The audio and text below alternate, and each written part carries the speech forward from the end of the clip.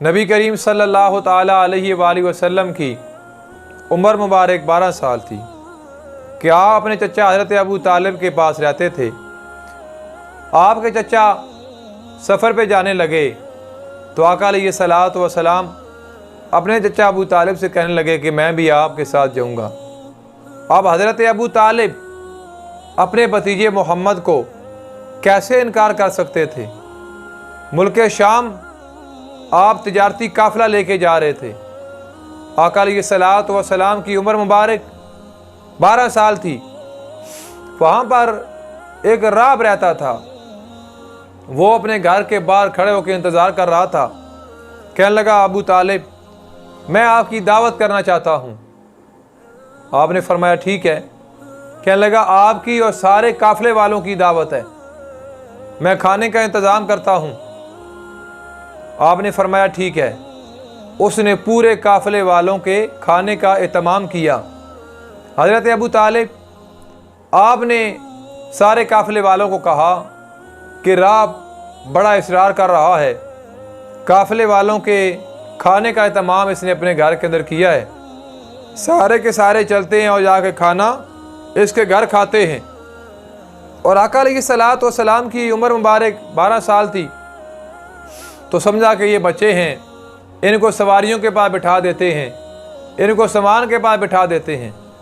آقا علیہ الصلوۃ والسلام کو وہاں پہ جب بٹھایا گیا اور سارا قافلہ جو ہے اس راہب کے گھر گیا، تو راہب نے جب قافلے والوں کو دیکھا تو کہنے لگا کہ آپ میں سے کوئی شخص رہ تو نہیں گیا؟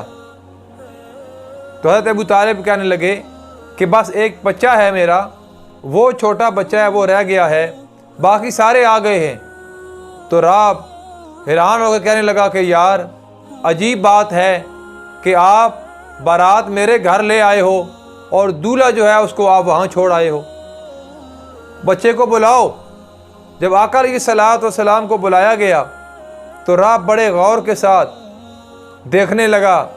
آقا علیہ الصلوۃ والسلام سے چند ایک اس نے سوالات کیے، پھر نبی پاک صلی اللہ تعالیٰ علیہ وآلہ وسلم کے دونوں کانوں کے درمیان مہر نبوت تھی، لکھا ہوا تھا لا الہ الا اللہ محمد رسول اللہ۔ اس نے زیارت کی، کہنے لگا ابو طالب آپ کے ساتھ بڑا تعلق واسطہ ہے، اگر آپ کی میں نے دعوت کرنی ہوتی تو پہلے کر دیتا، آج کوئی خاص وجہ تھی کہ میں نے دعوت کی ہے، اور آپ کو میں نصیحت کرتا ہوں کہ یہ بچہ عام بچہ نہیں ہے، یہ بچہ سارے نبیوں کا امام ہوگا۔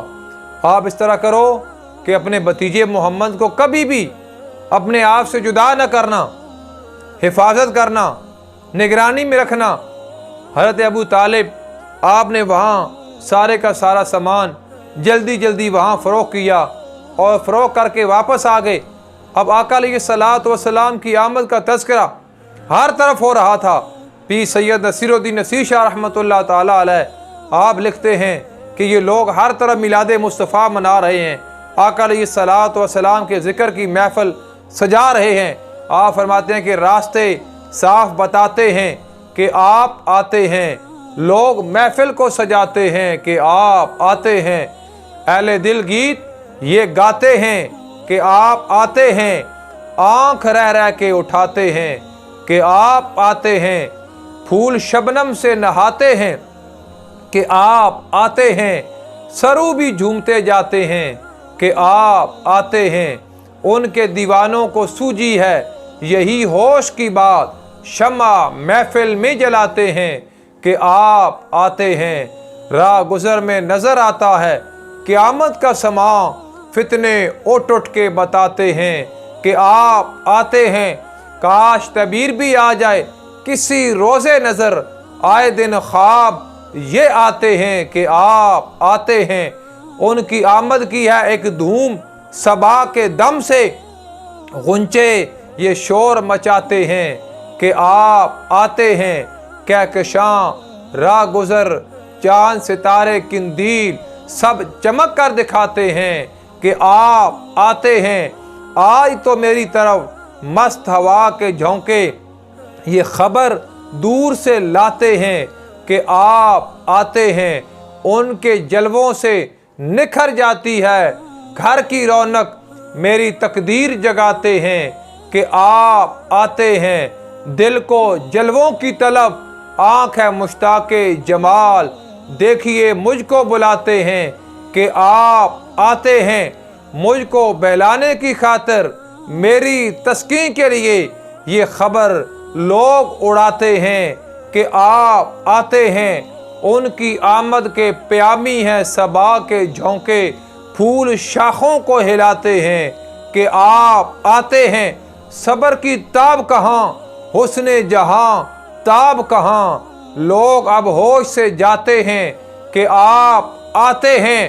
اور مقطع آپ دیکھیں، آپ فرماتے ہیں چاند تاروں میں نصیر، آج بڑی ہلچل ہے، چاند تاروں میں نصیر، آج بڑی ہلچل ہے، یہی آثار بتاتے ہیں کہ آپ آتے ہیں۔